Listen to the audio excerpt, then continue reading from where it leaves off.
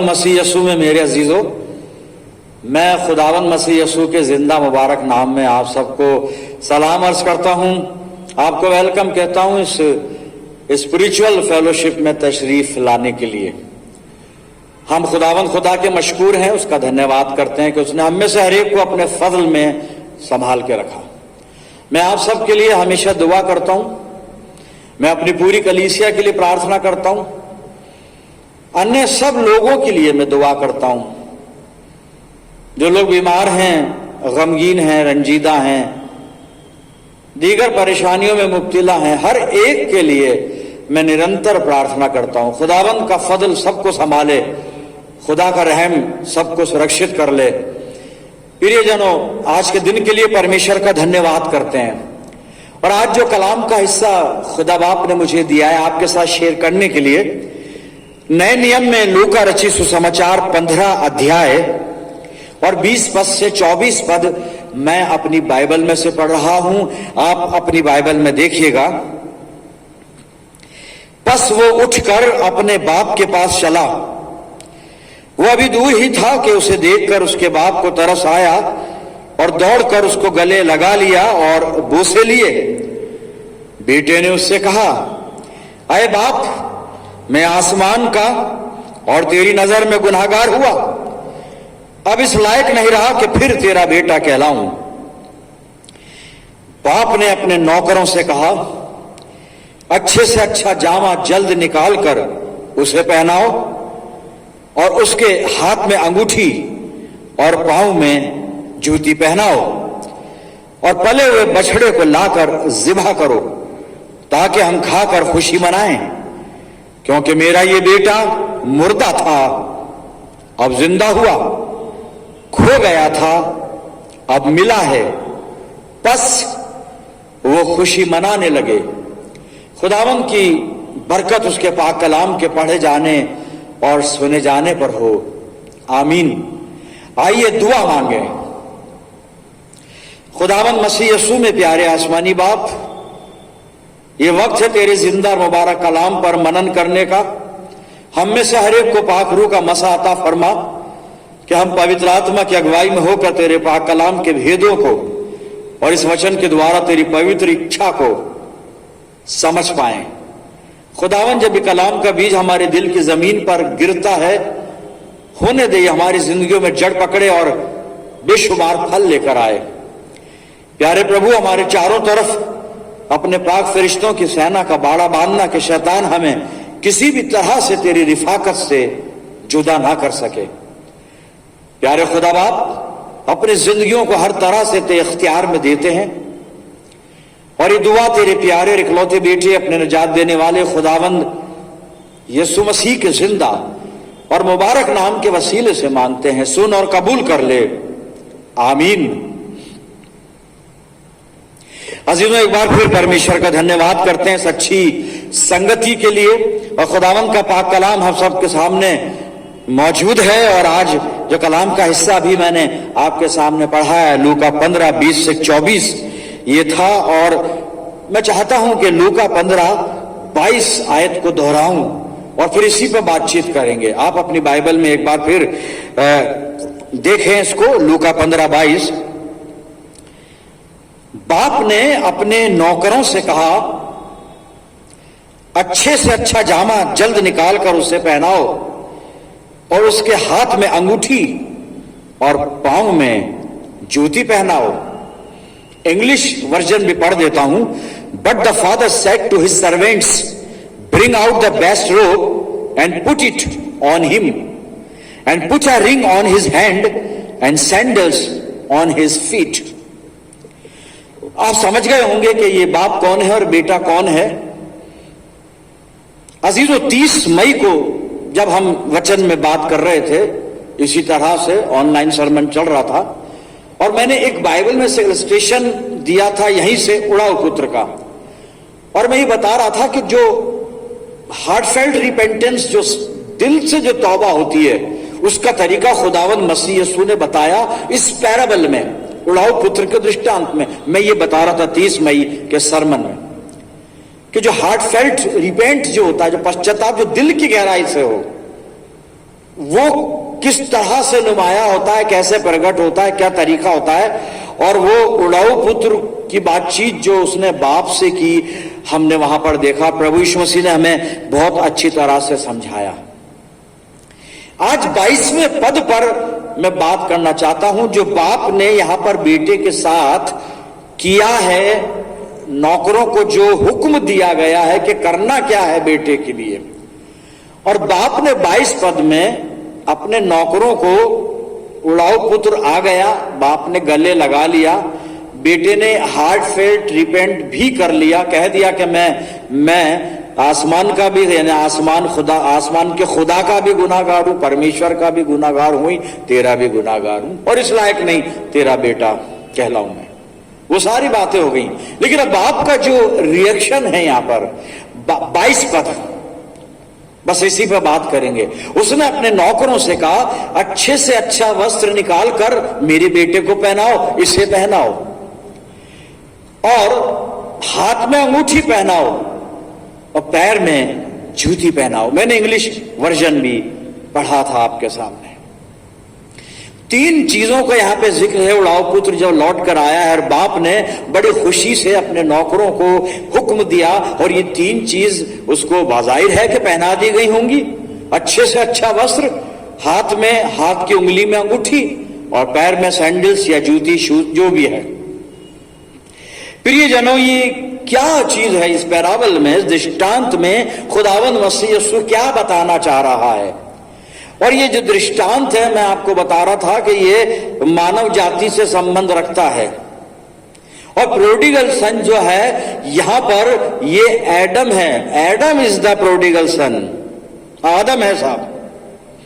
और आदम का जब हम जिक्र करते हैं तो आदम का मतलब होता है मैं, आप, पूरी मानव जाति, मनुष्य जाति। आदम वही आदम नहीं जो बाज़ आदम में रहता था, वो आदम। ये तो यहां पे तो दृष्टांत जो है ये उसी आदम के लिए। और फिर आदम का जो नेचर आदमियों में आया वो सबसे मेल खाता है और सब पे ये आयद होता है, सब पे लागू होता है ये। तो हम इस चीज को भी ध्यान में रखेंगे। आदम को, उस आदम को भी, और अब इस आदम को, यानी मुझ आदम को, आप आदम, हम आदमियों को, और खास तौर से विश्वासियों को, यहां पर उड़ाऊ पुत्र के पिता ने 3 चीज अपने बेटे के लिए प्रोवाइड की। अच्छे से अच्छा वस्त्र, द बेस्ट रोब, हाथ में अंगूठी, पैर में जूती। मेरे अजीजों, हर गुनाहगार के लिए ये 3 चीज खुदा बाप ने प्रोवाइड की। खुदा बाप, और हम, वो हमारा बाप, हम उसके बेटे। लेकिन हम बेटे कौन से बेटे? प्रोडिगल सन्स, उड़ाऊ पुत्र हैं हम, और वो हमारा बाप। लेकिन उसने ये 3 चीज हमारे लिए प्रोवाइड की, आदम के लिए प्रोवाइड की। आदम को भी हम ध्यान में रखेंगे।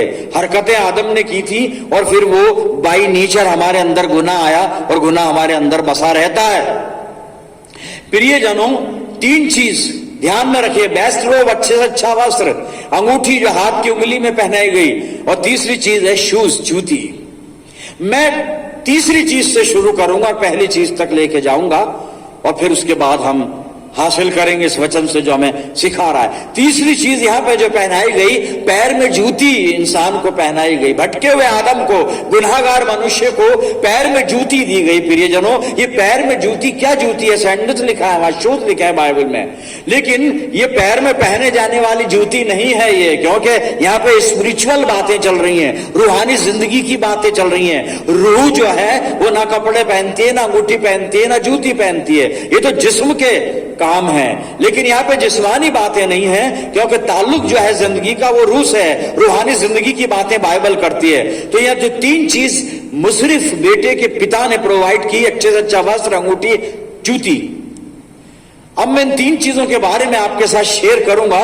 तो मैं नीचे से शुरू कर रहा हूं। सबसे पहले जूती पर आ जाते हैं। जूता पहनाया गया हमें। ये जूता क्या चीज है अजीजों? वो जूती नहीं जो हम पहनते हैं लखानी के, बाटा के, ये नहीं, ये जूती नहीं है। आइए वचन में से देखते हैं कौन सी जूती, कौन से सैंडल्स हमें प्रोवाइड किए गए। इफिसियों की पत्री और 6 अध्याय 15 पद सुनिए। कौन सी जूती है जो खुदा बाप ने गुनाहगार इंसान को, जो भटक गया था, उड़ाऊ पुत्र बन गया था, लेकिन जब वो तौबा करके बाप के पास आता है, एक गुनाहगार जब तौबा करके पिता परमेश्वर के पास आता है तो उसको क्या दिया जाता है खुदा की तरफ से? हमें क्या दिया गया? अगर हमने सच्ची तौबा की है तो, अगर सच्ची तौबा की है तो हमें क्या दिया गया? तो जो तीसरी चीज बाइबल में लिखी है, मैंने उसको पहले नंबर पे लिया है, जूती। वहां पे लिखा है, and having shod your feet with the preparation of the gospel of peace. इफ्सियों 6:15 मैं हिंदी में पढ़ता हूं आपके सामने। और पांव में मेल के सुसमाचार की तैयारी के जूते पहनकर। ये परमेश्वर के हथियारों में एक हथियार है मेरे अजीजों।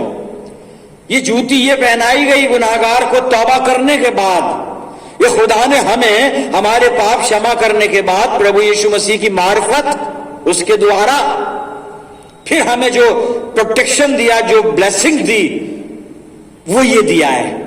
तो यहां पर हम पहले वचन की बात कर रहे हैं, जूती की बात कर रहे हैं। तो ये जूती क्या चीज है हमारे लिए? इफ्सियों 6:15, और पांव में मेल के सुसमाचार की तैयारी के जूते पहनकर।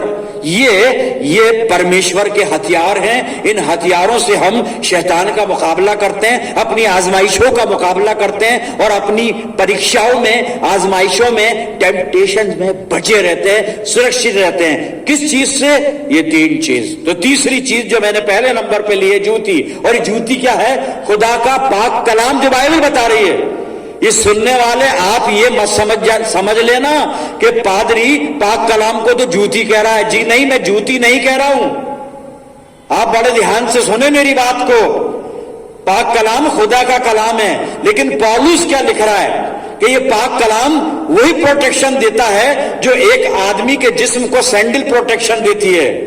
इसलिए यहां पर पौलुस लिखता है, और पांव में मेल के सुसमाचार की तैयारी के जूते पहनकर। ये पाक कलाम और जबूर का लिखने वाला भजन संहिता 119 और 105 पद में यही बात लिखता है, तेरा वचन मेरे पांव के लिए दीपक और मेरे मार्ग के लिए उजियाला है। तेरा वचन मेरे पांव के लिए। ये वचन को हम पांव में नहीं रख सकते, खुदा का कलाम है। ये वचन को पांव के बराबर नहीं ला सकते, ये खुदा का कलाम है। लेकिन ये तो मुहावरा है साहब। पैरों को अगर सही रहनुमाई मिल रही है, सही गाइडेंस मिल रही है, तो ये पैर सही मंजिल की तरफ अग्रसर होंगे, सही मंजिल की तरफ जाएंगे। और हमें सही रहनुमाई कौन दे सकता है? खुदा का पाक कलाम। उड़ाऊ पुत्र का बाप कहता है, इसके पांव में जूती पहनाओ। मेरे और आपके पांव में प्रोटेक्शन दिया गया, मेरी और आपकी राहों की हिफाजत की गई, हमारे मार्गों को सीधा किया गया, और हम सही चलें इसके लिए हमें पाक कलाम दिया गया। और इसी पाक कलाम के निस्बत पौलुस ने, फिर दोहरा रहा हूं, इफ्सियों 6:15 में कहता, पांव में मेल के सुसमाचार की तैयारी के जूते पहनकर। और भजन संहिता 119 105 के अंदर वो कहता, तेरा वचन मेरे पांव के लिए दीपक और मेरे मार्ग के लिए उजियाला है। मेरे अजीजों, इसकी क्या जरूरत पड़ी? क्योंकि आदम ने जब गुनाह किया भागे अदन में, और आदम की नकल करके उसी स्वरूप और उसी नेचर के महतेत जब हम सब ने गुनाह किया, तो हमने परमेश्वर की जो गाइडेंस थी उसे खो दिया।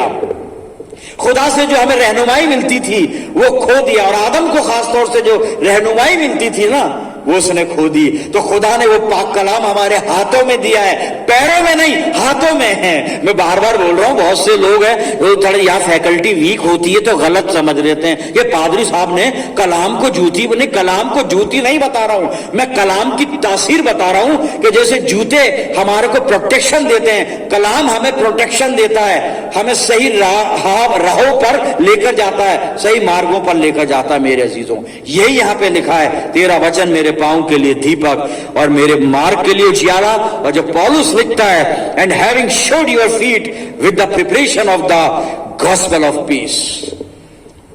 मुसरिफ बेटे को सैंडल्स मिल गई, मुझे और आपको भटकने से रोकने के लिए, गुनाह में पड़ने से रोकने के लिए पाक कलाम मिल गया। मेरे ये थर्ड चीज जो मैंने फर्स्ट पे ली।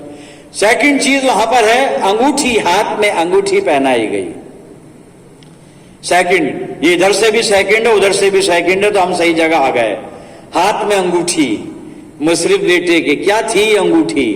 जब हम उत्पत्ति 3 अध्याय में जाते हैं और 7 से 10 पद में हम पढ़ते हैं, आदम ने हव्वा ने फल खा लिया, दोनों की आंखें खुल गई, दोनों ने देखा नंगे हैं तो शर्म आ रही है, खुदा मिलने आएगा, नंगे हैं, उसके सामने कैसे खड़े होंगे, झाड़ी में छुप गए। उसके बाद खुदा आया, बातचीत हुई, और उसके बाद उत्पत्ति 3 और 17 और 19 में आप जब बाद में पढ़िएगा, और वहां पे फिर खुदा बाप ने आदम को, हव्वा को, सांप को, तीनों को सजा सुना दी। मैं उसको दोहराऊंगा नहीं। और उन सजाओं के तुफेल हुआ क्या कि आदम ने, जो अभी हम जूती की बात कर रहे हैं, वो प्रोटेक्शन खो दिया जो खुदा दे रहा था ना, हिफाजत, वो खो दी। लेकिन फिर बाप ने फिर अपने बेटे को प्रोटेक्शन दिया। अब ये उड़ाऊ पुत्र भी जब गया था तो नई जूती पहन कर गया होगा, लेकिन जो जंगलों में बसर कर दी ना, जो जिंदगी जो भटक गया, जो जूती वूती सब इधर उधर हो गई, सब फटफुटा गई, साहब कौन पहनाएगा जूती?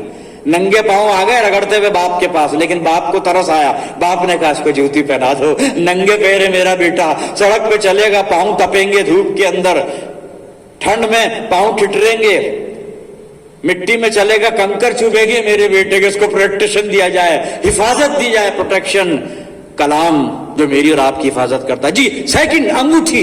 तो अंगूठी मैं आपको बता रहा था कि जब उसको सजा सुना दी आदम को, हव्वा को, शैतान को, हुआ क्या? रिजल्ट ये हुआ कि आदम ने जो वो खुदा के साथ जो उसका रिश्ता था, सनशिप का, वो हक खो दिया साहब।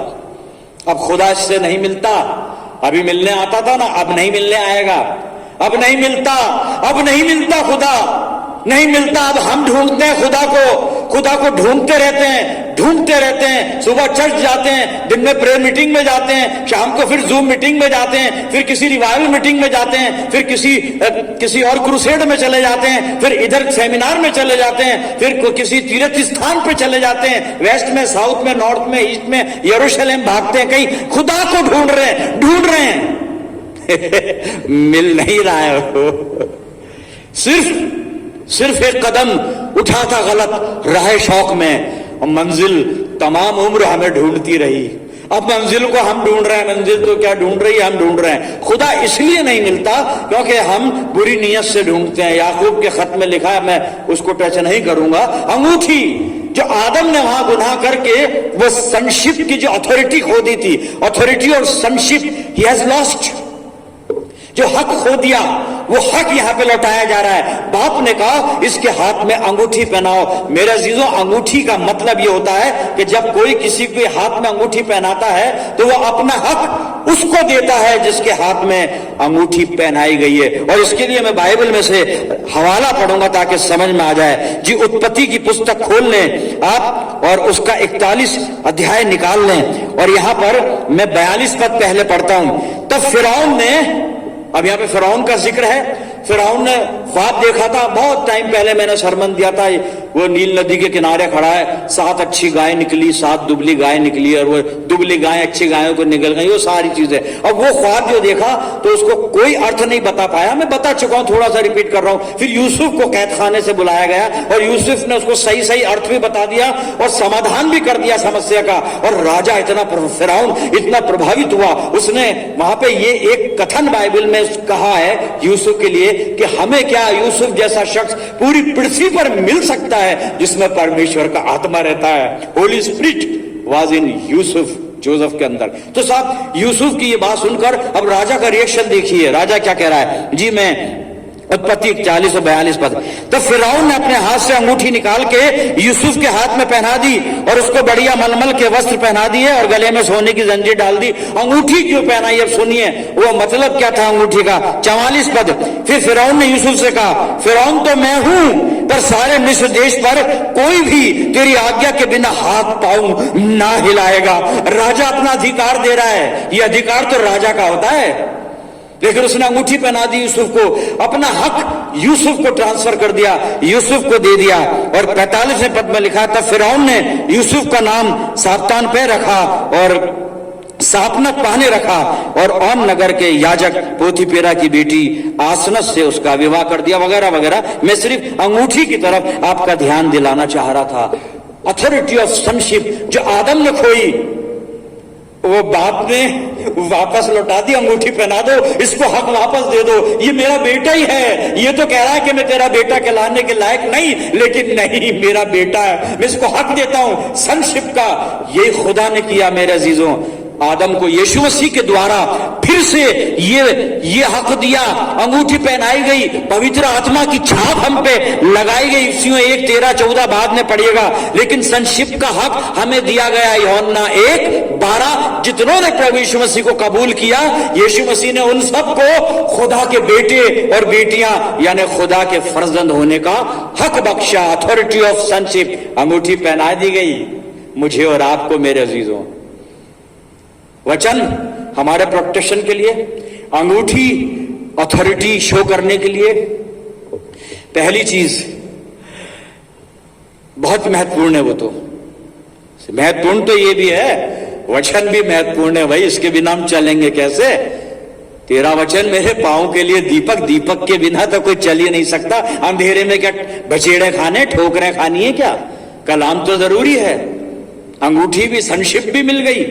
तीसरी चीज, वहां जो बाप ने पहले नंबर पढ़ाओ पुत्र के लिए प्रोवाइड की थी, अच्छे से अच्छा वस्त्र, द बेस्ट रोब इसको पहनाया जाए। कपड़े फटे हुए, नंगा है, अमाल से भी नंगा है, नियत से भी नंगा है, कामों से भी नंगा है, सोच विचार से भी नंगा है, अकल में भी नंगा है, और शरीर में तो नंगा है ही है। आदम ने भी तो ये किया, नंगा है, तभी तो झाड़ियों में छुपा हुआ है। मुझे शर्म आई क्योंकि मैं नंगा था। खुदा कह रहा तुझे किसने बताया तू नंगा है?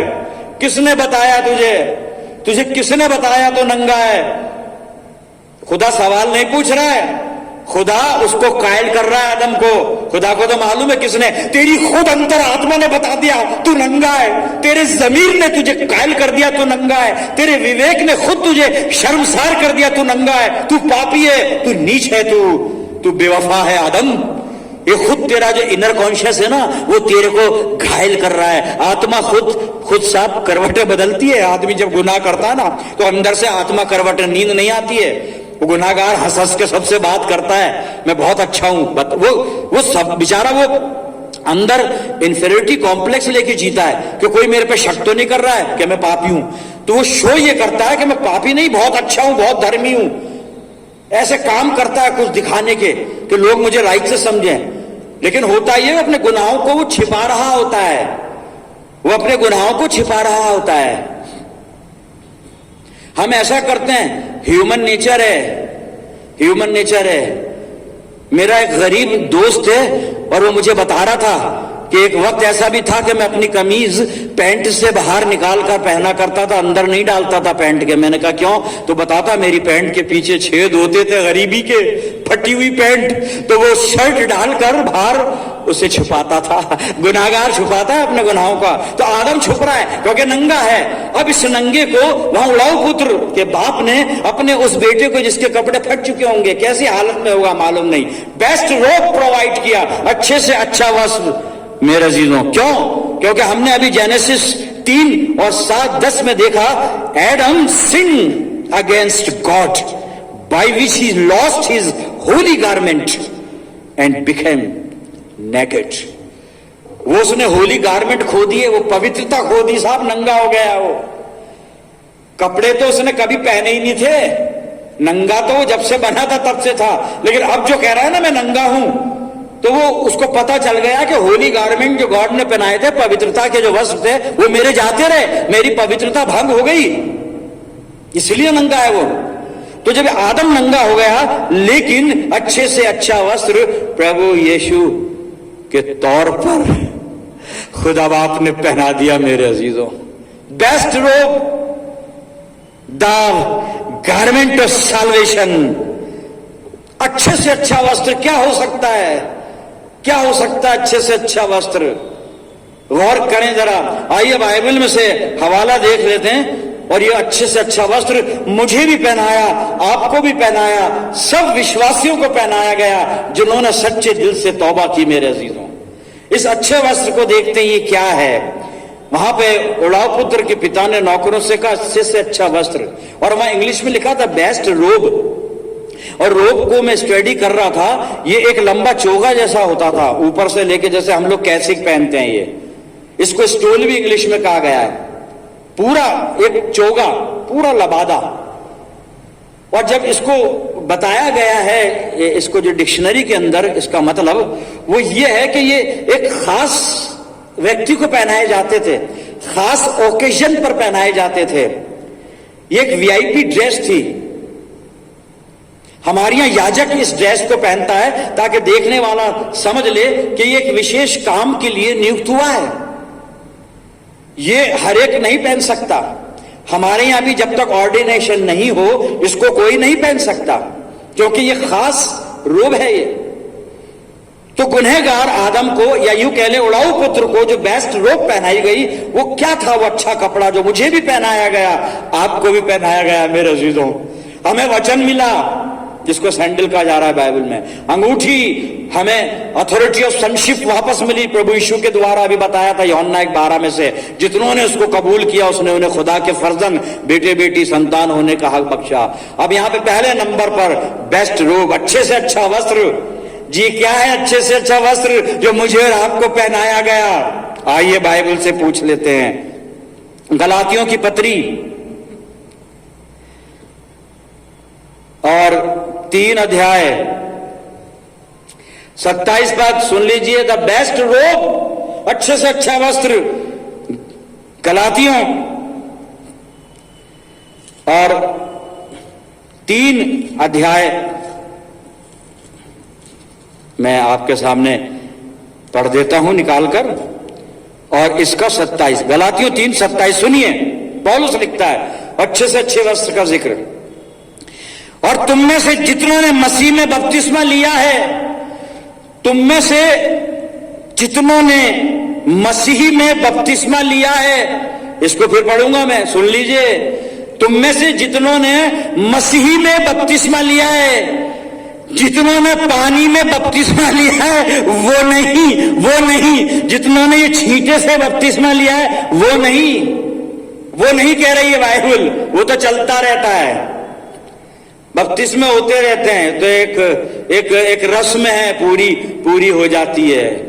यहां पे कुछ और समझा रही है बाइबल। फिर पढ़ता हूं जी मैं। और तुम में से जितनों ने मसीह में बपतिस्मा लिया है, उन्होंने मसीह को पहन लिया है। बेस्ट रोब, मसीह यीशु को पहन लिया है, यीशु मसीह को पहन लिया है, यीशु मसीह को पहन लिया है। मेरे अजीजों, ये चीजें मुझ जैसे उड़ाऊ पुत्र को मेरे पिता ने प्रोवाइड कर दी। अच्छे से अच्छा वस्त्र मुझे प्रभु यीशु मसीह पहना दिया। अथॉरिटी और सनशिप, बेटा होने का हक मुझे फिर से दे दिया। अंगूठी पहना दी गई, पवित्र आत्मा की छाप ये अंगूठी है। मैंने हवाला भी पढ़ा था। और वचन मुझे दिया ताकि मेरे मार्ग के लिए ये मेरी रहनुमाई करे, उजियाला बनकर मेरे आगे चले, मुझे सही गाइडेंस दे। मेरे अजीजों, और वहां पे उड़ाऊ पुत्र जब ये 22 पद कह लेता है तो उसने आगे क्या कहा? 23 पद में कहता है कि अच्छे से अच्छा बछड़े को भी लाकर ज़िबा करो कि हम खुशी मनाएं। और फिर उसके बाद 24 पद में कहता है क्योंकि मेरा ये बेटा मुर्दा था, अब जिंदा हुआ, और खो गया था, अब मिला है। मुर्दा था, जिंदा हुआ है, खो गया था, अब मिला है। लूका 19:10 में यीशु मसीह कहता है मनुष्य का पुत्र खोए हुओं को ढूंढने और उनका उद्धार करने आया है। और इफ्सियों 2:1 में कहता है, पौलुस लिखता है कि उसने, यानी प्रभु यीशु मसीह ने तुम्हें भी जिलाया जो अपने पापों में, अपने अधर्मों में मरे हुए थे। मेरे अजीजों, हम खोए हुए थे, ढूंढ लिए गए, मुर्दा थे, जिंदा किए गए यीशु मसीह के द्वारा। मेरे अजीजों, अब करना क्या है? फिलाडेल्फिया की कलीसिया को यीशु मसीह एक हुक्म दे रहा है। प्रकाशित वाक्य 3 अध्याय 10 और 11 पद सुन लीजिए। यहां पे क्या लिखा है मेरे अजीजों? प्रकाशित वाक्य 3, 10 और 11।